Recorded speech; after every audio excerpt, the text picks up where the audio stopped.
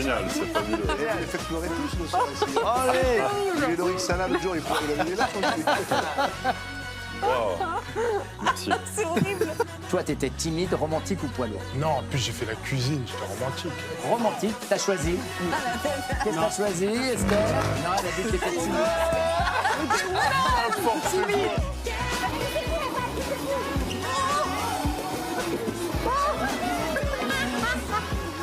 Ouais, le virage, bravo. Oh là là. Oh là. Ouais.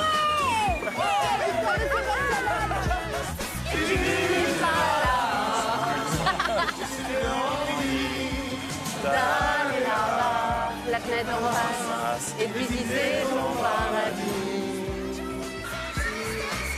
Ouais, bravo. Moi, je dis bravo. Merci d'avoir relevé le défi. Bravo. Il y a un peu plus d'un an, Mickaël Laudrup prenait sa retraite. Son palmarès s'est ainsi arrêté à 5 titres en simple, 25 en double, dont 3 grands chelems. Et puis il y a l'équipe de France, évidemment, de Coupe Davis. 37 matchs sous le maillot bleu entre 2002 et 2014 avec 24 victoires, 13 défaites, dont une finale perdue, on s'en souvient, en 2010 face à la Serbie à Belgrade.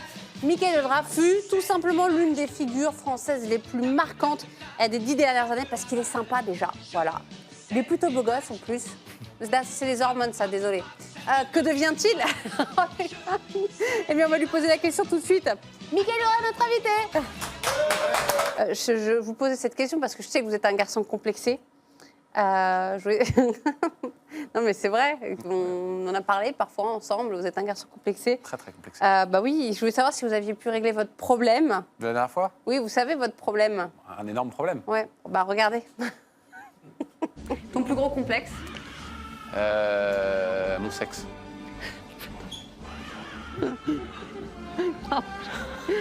Ça t'a fait tout drôle, ça. J'ai un gros problème. Déjà, à la naissance, ils avaient des problèmes. Il fallait... On voit que depuis, je me suis mangée moi-même d'ailleurs. On a une solution pour vous permettre de dire que vous avez un gros kiki. Faites rentrer, s'il vous plaît. Kiki. Ah, c'est par là. Voilà, cadeau. Mais c'est pour nous, mais oui. C'est adorable. Mais voilà, comme ça, voilà, vous avez un gros kiki. Désolé, mon copain me regarde avec pitié. Je dis, mais qu'est-ce que c'est? Non, mais c'est pour le détendre, plus oui, sérieusement. Aujourd'hui, vous êtes consultant du coup, pour la télé, consultant même. Du coup, vous étiez à Wimbledon pour Beansport. Merci beaucoup. Roland Garros et les JO pour France Télé. Comment vous vivez-vous ce nouveau rôle? C'était une belle expérience. Franchement, je prends beaucoup de plaisir à la fois commenter, puis à la fois faire des petits sujets, des interviews avec mes anciens coéquipiers ou mes anciens pairs sur le circuit. Donc c'est vrai que... Ils vous parlent plus facilement ou pas, les joueurs, quand ils vous voient arriver? C'est une des raisons pour lesquelles j'ai été, je ouais. pense, adopté. Mais c'est vrai que c'est bien plus simple quand un ancien joueur vient vous voir. Et puis surtout, j'ai encore la légitimité avec la plupart d'entre eux que je connais très très bien, notamment les têtes d'affiche qui, effectivement, j'ai fait toute ma carrière avec eux, donc c'est bien plus facile, j'ai envie de dire. Et ils vous font des remarques parfois sur vos commentaires ou pas? Est-ce qu'ils en ont écho? Est-ce que vous Non, mais de temps en temps, j'essaie d'être le plus naturel possible. Après, vous êtes franc, hein? Non, mais c'est comme ça que je le suis, donc je n'ai pas non plus inventé un rôle où j'essaie d'être le plus simple possible, et puis quand j'ai des choses à dire, j'essaie de les dire. La preuve, on n'a rien sélectionné de méchant. Regarde, petit extrait de Mickaël. Il faut direct. Mais je l'ai trouvée pas assez agressive dans son jeu. Elle qui, d'habitude, va au filet, crée du jeu. Je l'ai trouvée un peu passive. Cette montée, pas extraordinaire, mais il a le mérite de forcer Andy Murray à tirer un passing. Il ne faudra pas toujours monter dans ces conditions-là, sinon ça risque d'être compliqué. Là, vous parlez de Tsonga. C'est difficile ou pas de se mouiller quand on parle d'un copain ou Non, ce qui est dur, c'est de laisser, je dirais, l'affectif de côté et d'essayer de, même si à un moment donné on est rattrapé. Et moi j'adore commenter les Français parce que justement, je prends part, je préviens le journaliste que moi je suis pour le Français, donc je vis le match avec le Français et j'essaye effectivement de le pousser. Maintenant, c'est jamais simple, surtout quand ça commence à être difficile. Un an après avoir pris votre retraite, est-ce que vous n'avez pas envie d'aller filer un coup de main, par exemple en équipe de France? Ça, par exemple, voilà. Pour l'instant, c'est loin d'être le cas. Il y a un capitaine qui est en place, qui a nommé un staff. Après, c'est vrai que je suis très proche de tous les joueurs. Maintenant, je pense qu'effectivement, il faut prendre un petit peu de recul. Ça sera peut-être possible un jour, mais voilà, pour l'instant, c'est pas d'actualité. Et ça vous plairait ou pas Bien évidemment. J'ai basé ma carrière sur la Coupe Davis, et quand effectivement je disais que c'était ma priorité, c'était véritablement ma priorité. Donc j'ai vécu tellement de belles choses et que effectivement essayer de manager une équipe comme l'équipe de France, ça sera une énorme fierté. Et en plus, vous parlez de management parce que c'est vrai qu'il y a un aspect comme ça dans le management. On se souvient, on en avait parlé ici avec vous. De cet épisode à Lille avec Richard Gasquet en 2014. C'était la finale. Et face à un Gasquet pétrifié, vous l'aviez conseillé, vous l'aviez pris à part pour lui donner des conseils et juste le remonter un petit peu. Oui, c'est vrai que c'était une rencontre vraiment particulière. Il s'est passé tellement de choses, tellement de rebondissements. Mais c'est vrai que pour le coup, c'était difficile. Julien Beneteau, c'était la première fois qu'il était aligné avec un autre joueur que moi. Je ne faisais pas partie du staff, donc c'est vrai qu'on m'avait rappelé à la dernière minute pour essayer de parler à Julien, moi qui étais en dehors du staff, qui était vraiment effondré de ne pas faire partie de l'aventure. Donc voilà, il a fallu enlever un petit peu sa rancœur. Et bon, voilà, j'y suis allé. Alors j'étais habillé en costard, ça me faisait drôle. Mais ouais, c'était une fin houleuse, j'ai envie de dire, pour moi. Cette rencontre, j'ai eu beaucoup de temps avant de m'en remettre. Moi, je rappelle que votre spécialité, c'était le double. Aujourd'hui, on a la chance d'avoir Herbert Mahut, une paire du coup qui est numéro 1 mondiale. Ça n'a pas suffi face à la Croatie en demi-finale cette année, comme à Buenos Aires d'ailleurs en 2013, Lille en 2014 ou au Queens en 2015. La France a cédé le point du double alors que les deux nations étaient à 1 partout à chaque fois. Qu'est-ce qui coince ? C'est dur. Je crois que depuis quelques années, c'est vrai qu'on a des très très bons joueurs de double, mais hormis la paire de Nico Mahut et Pierre-Hugues Herbert, c'est vrai qu'on n'a pas des spécialistes de double. Joe peut très très bien jouer, Richard aussi, mais il ne le joue pas si souvent que ça sur le circuit. Et quand à un moment donné, il faut se retrouver sur un terrain par rapport à plein d'automatismes, des réflexes, c'est vrai que ça aide de jouer tout le long de l'année. Après, en ce qui concerne Pierre-Hugues et Nico, c'est vrai que ce qui est compliqué, c'est qu'ils jouent très très bien sur le circuit et c'est vrai qu'ils n'ont pas une énorme expérience en Coupe Davis. C'est quoi la différence du coup, ça prend bien plus de pression. C'est vrai que quand on représente son pays, on a une forme de responsabilité. Et sur les 2 matchs qu'ils ont fait, le premier, ils l'ont gagné en faisant un match, j'ai envie de dire, moyen. Et le deuxième en jouant un petit peu mieux, mais ça n'a pas suffi face à une très bonne équipe comme Cilic et Dodig. Donc il faut acquérir une forme d'expérience qui... Mais pour vous, il faut garder ça, justement, des spécialistes du double, et en sacrifiant du coup un 3e joueur de simple, parce que c'est ça en fait le truc, c'est toujours le débat. C'est toujours la difficulté, effectivement, d'avoir une équipe en double. Alors après, il ne faut pas oublier que Nicolas est 40e joueur mondial en simple. Il est capable de bien jouer. Après, c'est vrai que c'est difficile d'enchaîner simple et double, surtout en Coupe Davis. Je pense que il va falloir, à un moment donné, se poser la question de savoir, effectivement, si on se base sur une équipe de double et 2 joueurs de simple ou effectivement, faire des équipes différentes en fonction de la surface, en fonction des balles. Enfin, bon, c'est compliqué, même si je pense que Nico et Pierre-Hugues sont capables de très très bien jouer. On en parlait tout à l'heure, y en a un qui est numéro 6 mondial maintenant, du coup, qui s'est... on va dire, je pense qu'il s'est préoccupé en tout cas de son ascension cette année. C'est Gaël Monfils, qui n'a pas disputé du coup cette rencontre face à la Croatie. C'est pas lui notre top player justement ? Si, c'est un top player. Maintenant, il est relou alors, il vient pas. Le problème de Gaël, c'est que il a fait demi à l'US Open et derrière, il a eu un petit peu mal au genou, quelques alertes et du coup, il n'a pas joué. Pareil pour Joe, il a bien joué, mais il a dû se retirer, une blessure. Donc c'est vrai qu'on a des joueurs, j'ai envie de dire, fragiles. Et alors même si derrière, on a des très très bons joueurs. C'est vraiment de la fragilité, c'est pas de l'économie ?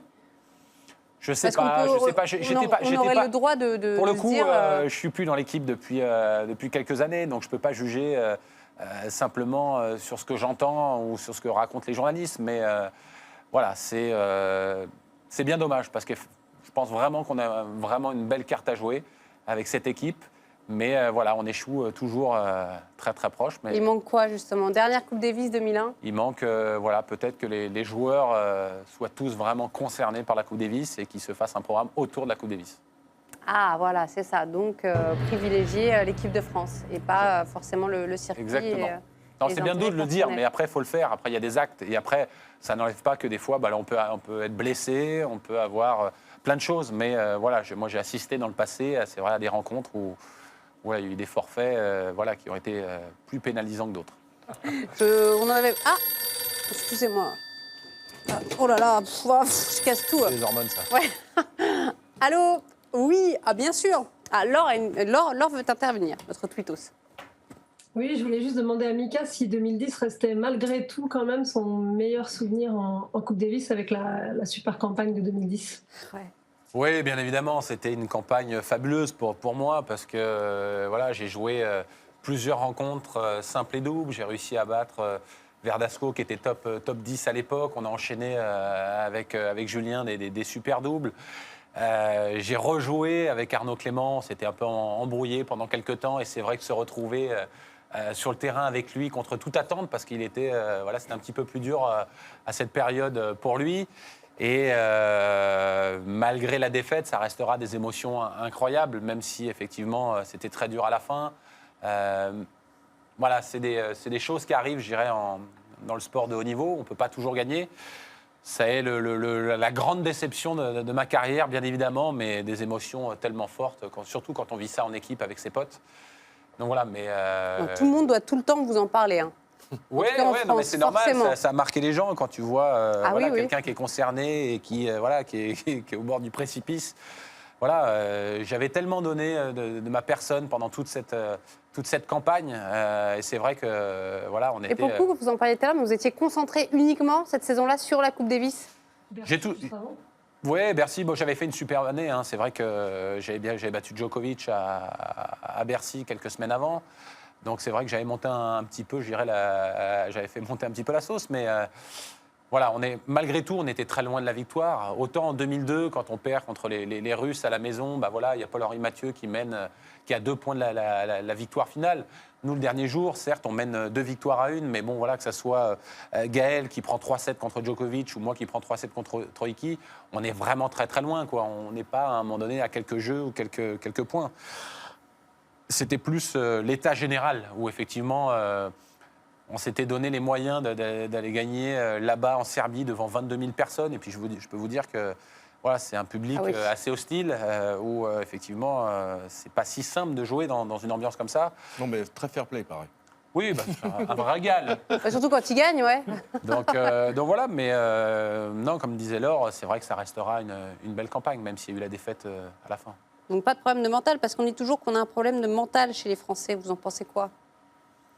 Il y a un peu de vrai quand même. Ça oui. Ne sert à rien de mentir. C'est vrai que de temps en temps, on est capable de se cacher derrière certaines choses. Mais pour le coup, je ne crois pas que ça soit mental sur cette rencontre-là. Et puis en parlant de mental, ça fait quelques semaines qu'on se mobilise, nous, pour aider Benoît Paire qui ne va pas très bien. Les images, elles seront plus parlantes, oui. Va te faire sodomiser par une pute de luxe. Casse les couilles! Tu peux fermer ta gueule! Tu peux fermer ta gueule! Benoît. I told you 3 times already. Yeah, but what do you want me to do there? You leave the stadium. I cannot know who is it. I know you know who is you know? He's this guy with the orange t-shirt. With the orange t-shirt? This one. With a cap? Yes. Yes, I know who is he and you don't know? I don't know. Yeah, and me I know and I am playing. Oui, je rigole, normalement je suis quelqu'un d'assez sympa. Cette année, finalement, ce qui est sorti, c'est juste que j'étais un gros con et que j'étais pas sympa, que j'étais mal élevé, que j'ai... Voilà, tout ce que je suis pas, je pense.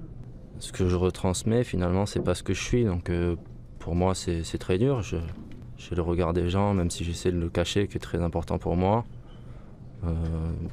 Tout ce que je lis, tout ce que je vois, tout ce que j'entends, tout ce que les gens pensent, j'arrive pas à me retrouver là-dedans, donc je peux pas être bien...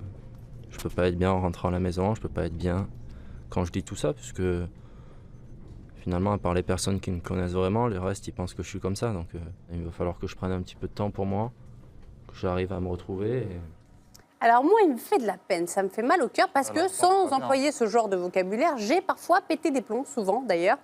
Ça peut arriver. Voilà, le seul problème, c'est que là, il y a des caméras et tout, et que il craque, quoi, voilà. Mais derrière, il sait aussi faire son mea culpa. Je ne vais pas ressortir votre altercation de, je crois que c'était 2013. Ou bon, voilà. Non, je ne sais plus, ça n'existe pas. Non, donc du coup, on est allé dans le positif. On s'est dit, on va l'aider. Donc du coup, nous avons sorti le hashtag Perds pas le moral. Donc on crée une chaîne comme ça. Donc est-ce que vous voulez bien prendre une photo avec le hashtag Perds pas le moral? Non, mais moi, il y a zéro problème. Moi, oui, je sais qu'il n'y a pas de problème. Mais je le fais. Franchement, moi, je vais dire deux mots. J'adore Benoît. Franchement, c'est quelqu'un de très attachant, même si on s'est pris la tête et qu'il m'en veut encore et tout ça. Il a un talent incroyable. Et c'est vrai qu'aujourd'hui, voilà, il a pris des décisions cette année, voilà, que je respecte. Mais effectivement, s'il faut à un moment donné, il faut qu'il se reprenne en main. S'il veut aller voir plus loin, parce qu'il a encore une marge de progression, je pense qu'effectivement, il va falloir qu'il réfléchisse un petit peu à ce qu'il a envie de devenir. Voilà, quand on entend... alors, je suis d'accord, je suis le premier à avoir pété les plombs sur le terrain. Mais voilà, il va falloir il a raison, il va falloir qu'il se pose et qu'il ait vraiment envie de revenir avec un tout autre état d'esprit, qu'il ait envie de travailler avec un coach, qu'il ait envie de progresser. Et aujourd'hui, voilà, quand on le voit sur le terrain comme ça, et je ne parle pas de mauvais comportement, de s'énerver, mais voilà, il n'est pas heureux. Il n'est pas heureux sur le terrain. Et aujourd'hui, quand on a envie de bien jouer, surtout lui qui a un tennis basé sur l'instinct, le naturel, on le perd. Et voilà, c'est bien dommage parce que voilà, c'est un gars qui pourrait être dans les 20 premiers et qui peut battre n'importe qui sur une journée. Donc moi, clairement, je rêve qu'il revienne et qu'il reprenne goût au tennis. Ça serait bien pour lui. Bon, hashtag Perds pas le moral, pancarte, on prend la photo. Allez, Benoît, courage. Voilà. Ok. Allez, c'est parti. Ah oui. Combien de buts Edinson Cavani a-t-il inscrit en Ligue 1 cette saison?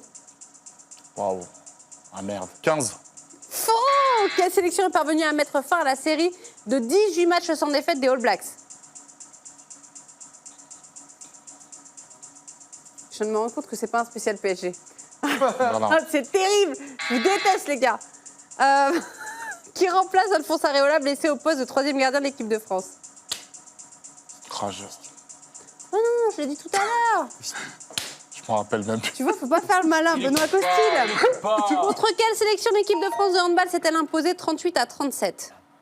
C'était hier. La Belgique. Oh là là. 0. La Belgique. 0. Ouais, mais en même temps, mea culpa, c'est notre faute, complètement notre faute, parce que j'avais demandé à ce qu'on fasse, oui, je veux bien voir, à ce qu'on fasse un quiz spécial Paris Saint-Germain, parce que vous êtes tous les deux des passionnés du PSG. Et je vois que, voilà. Oui. Viens chez toi. Attends, je regarde si on n'a pas. Ah oui, non, oui, c'est bien ça. Bon, ok. Hein. On continue? Allez, à moi. Donc c'est un quiz sport sur le week-end. Ouais, on va ok. Faire, sur le week-end, ça m'arrange pas. Allez, attention. 3, 2, 1. Qui Andy Murray a-t-il battu en finale du tournoi de Paris? John Isner. Bien.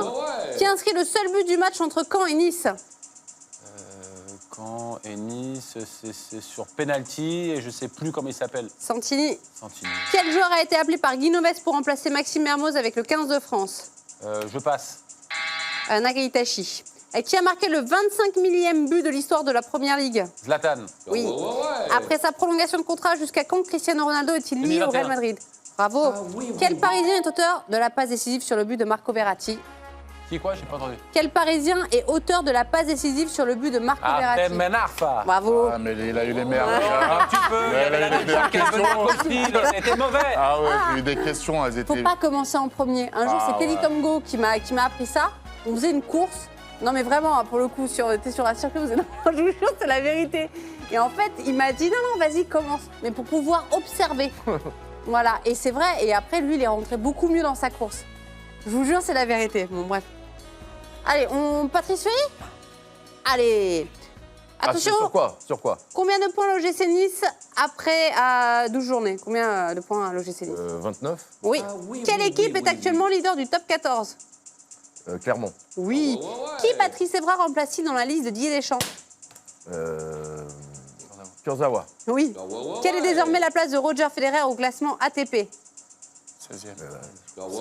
12. Faux.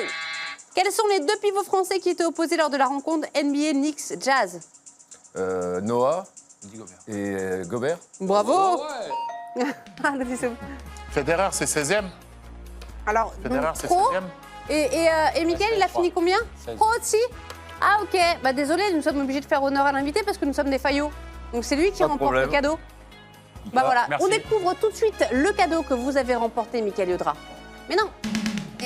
Ah oui, Mais il y a le Mickaël. PNL d'abord. Félicitations, tu Ah, mais remportes heureusement. cette superbe carafe soufflée spécialement pour toi par Vanessa. Grâce à sa contenance de 2 litres, tu ne manqueras rien lors de tes réceptions. Elle complétera parfaitement ta belle collection de picariophile. Alors, Happy? Mais oui, il est content, évidemment. Mais honnêtement, je vais l'offrir à Patrice. Mais non, mais tu les collectionnes. Mais non, mais il était meilleur que moi. Je compte à lui. Non, mais attends. C'est un cadeau, je fais un cadeau. Il a déjà eu le Moi, j'ai kiki. déjà des kikis, pour des kikis. Mais tu les collectionnes pas? Hein? Tu les collectionnes pas?